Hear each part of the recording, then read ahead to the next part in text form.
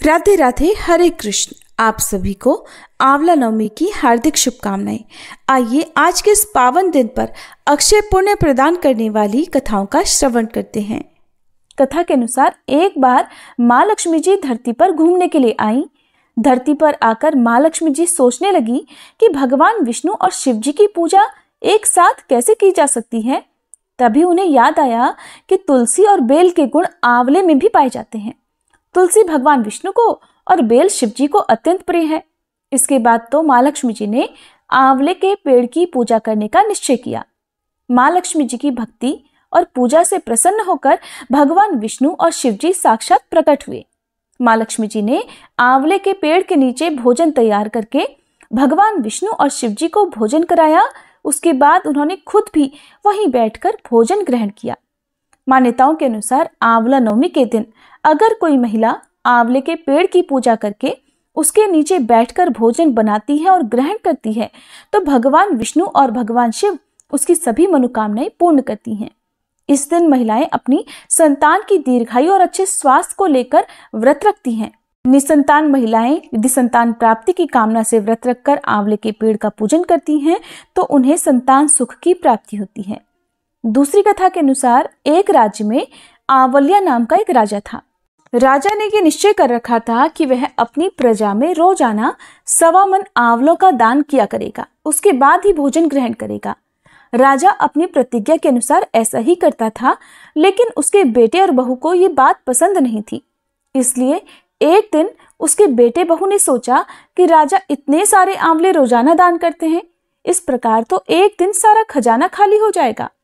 एक दिन राजकुमार ने राजा से कहा कि उसे इस तरह का दान देना बंद कर देना चाहिए। राजकुमार की बात सुनकर राजा को बहुत दुख हुआ और राजा ने रानी के साथ महल का त्याग कर दिया। फिर क्या था, राजा आंवला दान नहीं कर पाए और अपनी प्रतिज्ञा के अनुसार उन्होंने कुछ खाया भी नहीं। जब भूखे प्यासे 7 दिन हो गए तब भगवान को उनके ऊपर दया आ गई। इसलिए भगवान ने राजा के लिए जंगल में ही महल, राज और बाग बगीचे सब बनवा दिए और ढेरों आंवले के पेड़ लगा दिए। जब अगली सुबह राजा रानी ने ये देखा कि जंगल में उनके राज्य से भी 2 गुना राज्य बसा हुआ है, तब राजा रानी से कहने लगे, रानी देखो, कहते हैं ना कि कभी भी सत्य का साथ नहीं छोड़ना चाहिए। आओ नहा धोकर आंवला दान करें और भोजन करें। राजा रानी ने आंवले दान करके भोजन ग्रहण किया और खुशी खुशी अपने नए महल में रहने लगे। उधर आंवला देवता का अपमान करने और माता पिता से बुरा व्यवहार करने के कारण राजकुमार के तो बुरे दिन आ गए। उसका राज्य शत्रुओं ने छीन लिया और वह दाने दाने को मोहताज हो गया। काम ढूंढते हुए एक दिन वह अपने पिताजी के ही राज्य में आ पहुंचा। उस समय उसकी हालत इतनी बिगड़ी हुई थी कि पिता ने उन्हें बिना पहचाने हुए अपने यहाँ काम पर रख लिया। बेटे बहू सोच भी नहीं सकते थे कि उनके माता पिता इतने बड़े राज्य के मालिक भी हो सकते हैं, सो उन्होंने भी अपने माता पिता को नहीं पहचाना। एक दिन बहू ने सास के बाल गूंथते समय उसकी पीठ पर एक मस्सा देखा। ये सोचकर उसे रोना आने लगा कि ऐसा मस्सा तो मेरी सास के भी था। हमने ये सोचकर उन्हें आंवले दान करने से रोका था कि हमारा धन नष्ट हो जाएगा। आज वे लोग न जाने कहाँ होंगे। ये सोचकर बहू को रोना आने लगा और आंसू टपक टपक कर सास की पीठ पर गिरने लगे।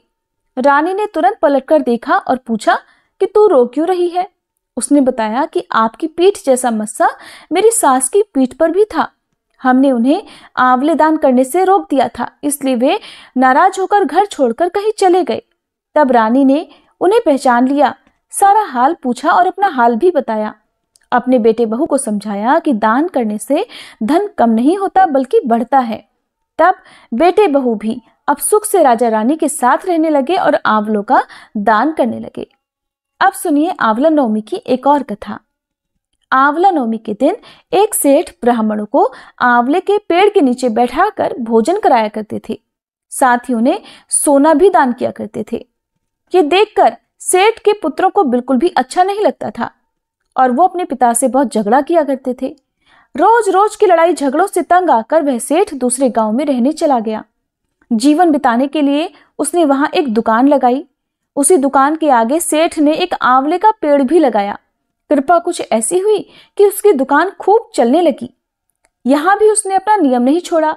वह आंवला नवमी का व्रत पूजन करता था और ब्राह्मणों को भोजन कराकर दान देता था। वहीं दूसरी ओर सेठ के पुत्रों का व्यापार ठप हो गया। उनके बेटों को समझ आने लगा कि वो अपने पिता के भाग्य से ही खाते थे। तब अपनी गलती समझकर वे अपने पिता के पास गए और अपनी गलती की माफी मांगने लगे। फिर पिता के कहे अनुसार उन्होंने भी आंवले के पेड़ की पूजा करनी शुरू कर दी और दान भी करने लगे। इस व्रत के प्रभाव से सेठ के बेटों के घर पहले की तरह खुशहाली आ गई। अब सुनिए आंवला नवमी की सबसे अंतिम कथा। काशी नगरी में एक निसंतान धर्मात्मा और दानी वैश्य रहता था। एक दिन वैश्य की पत्नी से एक पड़ोसन कहने लगी कि अगर तुम किसी पराये बच्चे की बलि भैरव बाबा के नाम से चढ़ा दो तो तुम्हें पुत्र प्राप्ति हो जाएगी। ये बात जब वैश्य को पता चली तो उसने साफ मना कर दिया, लेकिन उसकी पत्नी अवसर की तलाश में लगी रही। एक दिन एक कन्या को उसने कुएं में गिराकर भैरव देवता के नाम पर बलि दे दी। इस हत्या का परिणाम विपरीत हुआ। लाभ की बजाय उसके पूरे बदन में कोढ़ हो गया और लड़की की प्रेतात्मा उसे सताने लगी। वैश्य के पूछने पर उसकी पत्नी ने सारी बात सच सच बता दी। तब वैश्य बोला कि गोवध, ब्राह्मणवध तथा बालवध करने वाले के लिए इस संसार में कहीं कोई जगह नहीं है। इसलिए तू गंगा तट पर जाकर भगवान का भजन कर और गंगा स्नान कर, तभी तू इस कष्ट से मुक्ति पा सकती है। अब वैश्य की पत्नी गंगा किनारे रहने लगी। कुछ दिन बाद गंगा माता एक वृद्ध महिला का वेश धारण करके उसके पास आई और बोली, अगर तुम मथुरा जाकर कार्तिक नवमी का व्रत तथा आंवले के वृक्ष की परिक्रमा और पूजा करोगी तो ऐसा करने से तेरा यह कोढ़ दूर हो जाएगा। वृद्ध महिला की बात सुनकर और उसकी बात मानकर वैश्य की पत्नी अपने पति से आज्ञा लेकर मथुरा जाकर विधि विधान से आंवले का व्रत करने लगी। ऐसा करने से वह भगवान की कृपा से दिव्य शरीर वाली हो गई और फिर उसे सुंदर पुत्र रत्न की भी प्राप्ति हुई। अब आपको सुनाते हैं आंवला नवमी की एक और कहानी। कहानी के अनुसार प्राचीन समय की बात है। कावेरी नदी के पास देव शर्मा नाम से एक ब्राह्मण रहते थे जो वेदों को पढ़ते थे और इसमें पारंगत भी थे। उनके एक पुत्र था जो व्यवहार से खराब आचरण वाला था। एक दिन पिता यानी देव शर्मा ने उससे कहा कि बेटा, इस समय कार्तिक का महीना चल रहा है जो कि भगवान विष्णु को बहुत ही प्रिय है। तुम कार्तिक मास में स्नान करो, दान करो और श्री हरि के लिए व्रत करो। तुलसी की मंजरी सहित भगवान विष्णु का पूजन और व्रत करो। तुलसी पर दीपदान करो, भगवान के लिए दीपदान नमस्कार करो और फिर प्रदक्षिणा करो। पिता की यह बात सुनकर पुत्र को बहुत गुस्सा आ गया।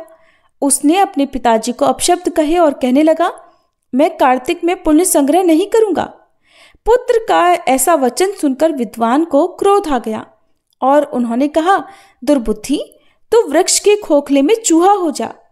इस श्राप के भय से डरे हुए पुत्र ने पिता को नमस्कार करके पूछा कि पिताजी, मेरा अपराध क्षमा करें और इस योनि से मुक्ति का उपाय बताएं।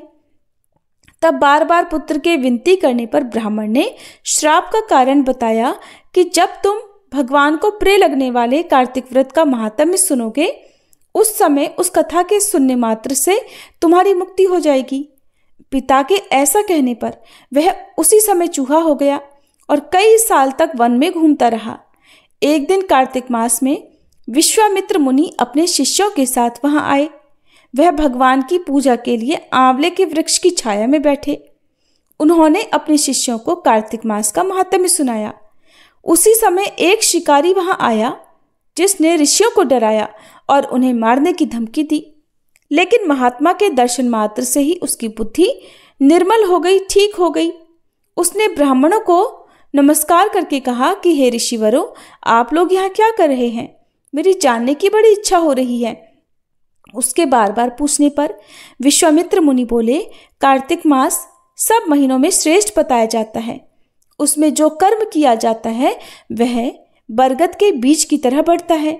शिकारी को प्रेरणा से विश्वामित्र जी के कहे हुए इस धर्म को सुनकर वह देव शर्मा का पुत्र, जो कि चूहे की योनि प्राप्त कर चुका था, वह भी श्राप मुक्त हुआ और वह चूहे का शरीर छोड़कर तत्काल दिव्य देह से युक्त हो गया। इस प्रकार वह विश्वामित्र मुनि को प्रणाम करके स्वर्ग को चला गया और उस शिकारी ने भी कार्तिक मास का पालन करके अंत में वैकुंठ लोक की प्राप्ति की। आंवला नवमी के विषय में महाराज पृथु के पूछने पर देवर्षि नारद जी ने भी उन्हें आंवला नवमी का महात्म्य सुनाया था। कथा के अनुसार एक बार जब राजा पृथु ने देवर्षि नारद जी से पूछा था कि आंवला नवमी का महात्म्य क्या है, तब देवर्षि नारद जी ने कहा था, वैवस्वत मनवंतर में एक बार इंद्र सहित सभी देवता देव गुरु बृहस्पति जी की शरण में गए और उनसे पूछा, हे गुरुदेव, ब्रह्म काल से पहले ये सृष्टि कैसी थी? इंद्र आदि देवगण कैसे थे और उनका क्या कर्म था? यह सुनकर बृहस्पति जी ने कहा, उस समय की तो बात वह भी नहीं जानते, क्योंकि उस काल को बीते अब तक तो 6 मनवंतर हो चुके हैं। परंतु आपकी ही नगरी में सुधर्मा रहता है, वो सब कुछ बता सकता है। ये कहकर बृहस्पति देव जी इंद्र आदि सभी देवताओं को लेकर सुधर्मा के पास आए। सुधर्मा ने देवगुरु सहित इंद्रादि देवताओं का यथाविधि पूजन और आदर सत्कार किया। इंद्र सुधर्मा की राजलक्ष्मी तथा वैभव देखकर दंग रह गए और पूछा कि हे सुधर्मा, इतनी राजलक्ष्मी तथा वैभव तुम्हें कैसे प्राप्त हुआ? तुमने ऐसा कौन सा यज्ञ, दान व तप किया है जिससे ब्रह्म काल से पहले की बात भी जानते हो? ये जानने की हमारी अभिलाषा है। तब सुधर्मा ने उत्तर दिया, हे इंद्र, जब 4 युगों की 1000 चौकड़ियां बीत जाती हैं, तब ब्रह्मा जी का एक दिन होता है। उस एक दिन में 14 मनु और इंद्र होते हैं। जब हम विष्णु लोक में थे तब वहां पर रहते हमारे सामने इतने ब्रह्मा हो चुके हैं कि हम उनकी गणना भी नहीं कर सकते। उसके बाद हम यहाँ स्वर्ग में आए। हमने जो एकमात्र अच्छा कर्म करके इतनी लंबी आयु पाई है उसका विवरण भी सुनो। पहले जन्म में मैं मांसभक्षी गिद्ध था। एक समय कार्तिक शुक्ला नवमी को श्री विष्णु के मंदिर पर बैठा हुआ था कि एक शिकारी ने आकर बाण मारा, जिससे घायल होकर मैं विष्णु मंदिर में आ गिरा।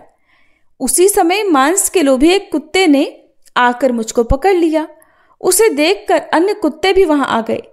वह कुत्ता उनसे डरकर मंदिर के चारों ओर चक्कर लगाने लगा।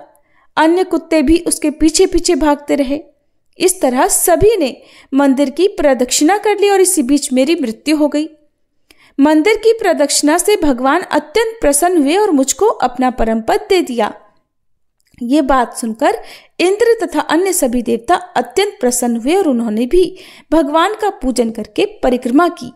इसके पश्चात नारद जी ने नवमी तथा भगवान की परिक्रमा का महत्व बताते हुए कहा, हे राजन, कार्तिक शुक्ला नवमी सतयुग की आदि तिथि है। उस दिन भगवान की पूजा, प्रदक्षिणा, व्रत, दान, तप तथा यज्ञ करने से कई गुना फल मिलता है। यदि कार्तिक शुक्ला नवमी को मथुरा में जाकर भगवान का पूजन और प्रदक्षिणा की जाए तो उससे अनंत फल की प्राप्ति होगी। प्रदक्षिणा करने में जितने कदम उठते हैं उसके उतने ही कुल वैकुंठ में वास करते हैं। यदि मथुरा नगरी बहुत दूर हो तो अन्य किसी धार्मिक स्थान पर प्रदक्षिणा करें। यदि ऐसा भी संभव न हो तो ब्राह्मण श्री विष्णु की प्रतिमा, गौ, तुलसी जी अथवा शालिग्राम जी की ही प्रदक्षिणा कर लें। समुद्र सहित संपूर्ण पृथ्वी की परिक्रमा करने से जो फल मिलता है वही अनंत पुण्य फल तुलसी जी अथवा शालिग्राम जी की प्रदक्षिणा करने से प्राप्त हो जाता है। कार्तिक के शुक्ल पक्ष की नवमी को गौ, ब्राह्मण, देव मंदिर, तुलसी वन, साधु, वैरागी, जीवन मुक्त परमहंस, गृहस्थ, वेद, उपवेद तथा पुराण ये सब ग्राम में ही वास करते हैं। अतः अपने ग्राम की प्रदक्षिणा करने मात्र से सभी की प्रदक्षिणा स्वतः ही हो जाती है। ग्राम की प्रदक्षिणा करने के लिए प्रातःकाल ब्रह्म मुहूर्त में उठकर शौच, स्नानादि नित्य कर्म से निवृत्त होकर कमंडल हाथ में लेकर ओम नमो भगवते वासुदेवाय मंत्र का जाप करता हुआ सूर्योदय होने से पहले ही प्रदक्षिणा प्रारंभ कर लेनी चाहिए। ब्राह्मण, देवस्थान अर्थात मंदिर, तुलसी तथा शालिग्राम जी की मूर्ति की परिक्रमा सूर्योदय के बाद भी की जा सकती है। इस प्रकार कार्तिक मास के अंतर्गत आंवला नवमी महात्म्य समाप्त हुआ। ये थी आज की वीडियो। अगर आपको पसंद आई हो तो वीडियो को लाइक जरूर कीजिएगा।